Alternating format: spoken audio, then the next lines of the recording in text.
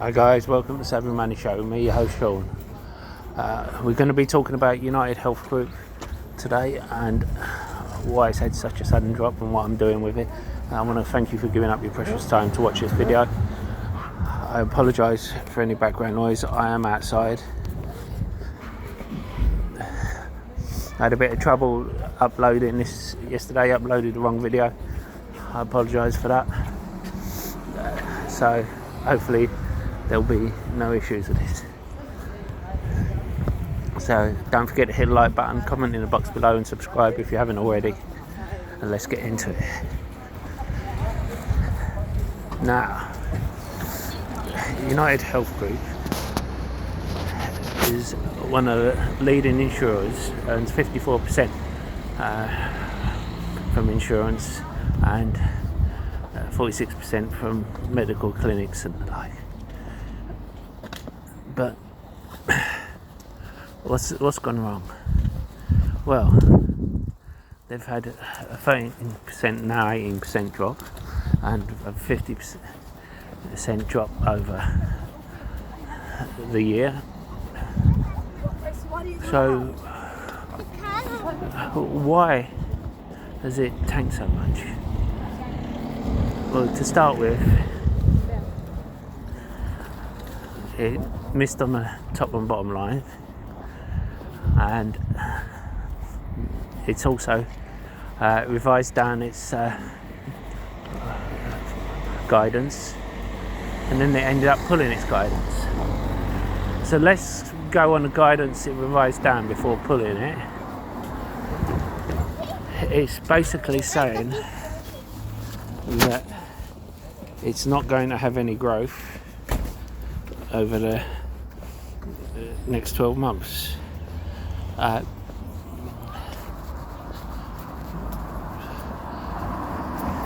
then it's saying it's going to revert back to 13% year over year growth, rising to 16% over. So it'll revert back to 13% to 2026 and going to 16% year over year through to 2029. Now, insurance is usually a pretty good area to go in to be able to predict, and I'm surprised they were caught with their trousers down with this sort of thing. There are some one-off incidents that can affect it heavily, like the pandemic and stuff. But there is also the fact that you have Trump talking about the cost of medicines and how he's going to tackle that and bring the costs down. The problem is it's not clear who's going to pay for it. Is it going to be the insurance companies? Is it going to be Big Pharma? I don't think Big Pharma was down purely because they tried that before and didn't succeed. The insurance companies, well, the insurance companies just pay Big Pharma and then they end up raising the premiums for people. So I think the only way they can tackle it, if they're going to, is to tackle Big Pharma. Now, of course, the company had other issues, such as the CEO being attacked and shot, the previous CEO, and a whole host of other scandals and issues. Now, the current CEO stepped down, citing stress and personal issues. You have to wonder if he stepped down or was pushed, but either way, I still think there's an opportunity here. I will be buying here under $300 when it was a $630 stock not long ago. People asked me when it was 600, was I buying? And I said no, it's too rich. And it's one that I will hold for 3 to 5 years, and I already have this in my growth and dividend pie that I set up this morning. I've got a mixture of dividend and growth stocks. Yes, this could fall to below 270, but I think at 284 this is a good buy. I'd like to know what you guys think. Do you think I'm catching a falling knife, or do you think this is a good play? I do not expect this to go back to 500 anytime soon. You know, I'm not in this just to make a quick 10%. I'm in this to make a lot more than that, because I think I hold on to this, as I said, 3 to 5 years. It will compound my money, and I will be able to pull out my initial investment and just have 3 shares compounding. If, as I said, it's forecast to go to 13% in 2026, 16% in 2000, from then on to 2029 per year. If I just apply a 6% growth year over year, then the price should go up to about 345, 350 on that basis. So I'm giving myself a lot of wiggle room in case it doesn't hit that numbers, because of all the tailwinds that's coming with it. So I'm giving myself a big margin of safety.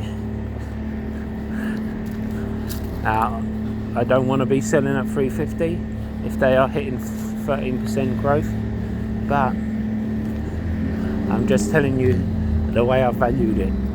I like to value my companies with a margin of safety, and I think this is a good one to be picking up. And another one, Prime Medicine. Now, this is a high risk, high return stock, and I like them because they have the patents, and it's what I call CRISPR 3.0. Now, it's a long-term hold, and it's kind of like when I told you guys about IONQ of $3 and $5 a share, and this one I think is a steal here. I think they will come up with agreements. They have 12 months of cash left, and they will come up with agreements because they hold patents. They hold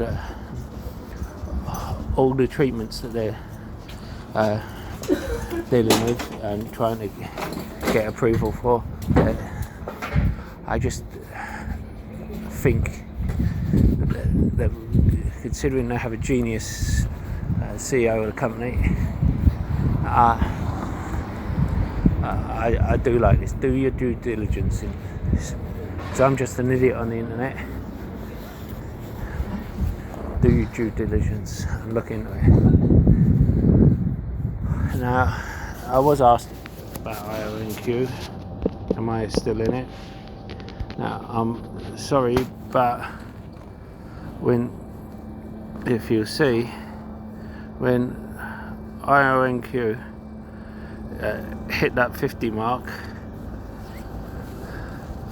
I did say I was in IONQ to 10x, and it was a good buy for us, and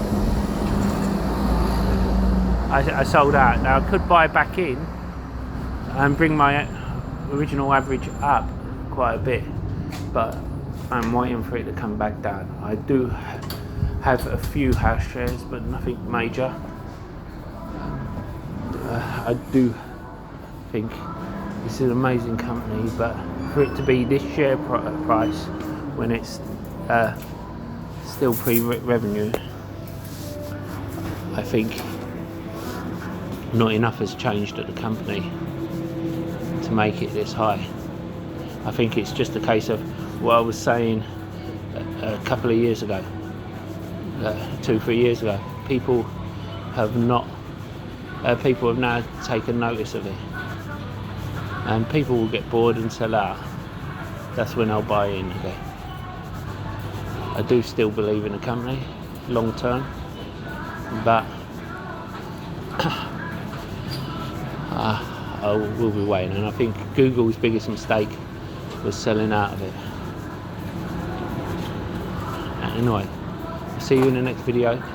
Don't forget to hit like, comment, subscribe, and thank you to everyone who donated through Buy Me a Coffee. It does help the channel grow in the fact that I buy new equipment for the channel. I know I haven't been using it recently because I've been doing these walk and talks. However, if I'm not buying equipment for the channel, then because what I'll use it for is going out and feeding homeless veterans and clothing.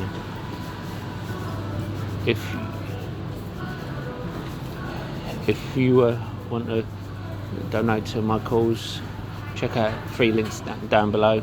There's also links for free share worth up to £200 or dollars, depending on which country you are in.